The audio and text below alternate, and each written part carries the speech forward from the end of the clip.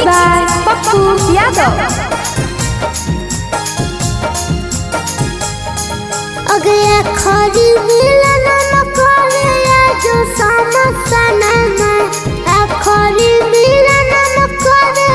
जो समस्या न अगर टूट गेलो जान गे हमर परनमा अगर टूट गेलो जान गे हमर परनमा अगर ससुर से जान कफनमा ससुर से टूट गेलो जान गे हमर परनमा अगे टूट गेलो जान गे हमर परनमा अगे टूट गेलो जान गे हमर परनमा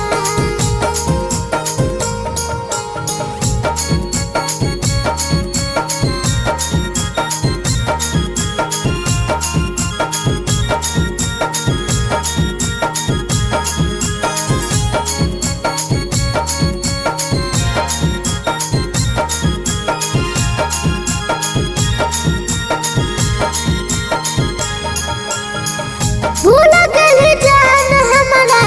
जाई के ससुरावा हमारा के छोड़ के गई चारी के बरे जावा पिया संग लेली जान सातो बचनमा पिया संग लेली जान सातो बचनमा अगे टूट गेलो जान गे हमर परनमा अगे टूट गेलो जान गे हमर परनमा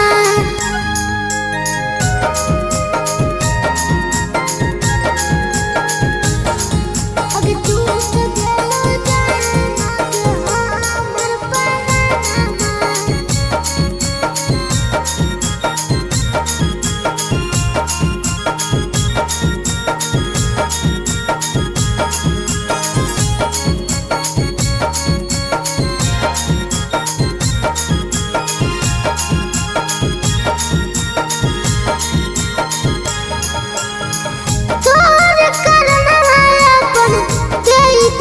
जान गे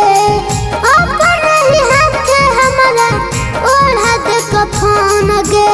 अंकुश संजीव अब नहीं आई तो सपना रूप सपन कभी अब नहीं आई तो सपना अगे टूट गेलो जान गे हमर परनमा अगे टूट गे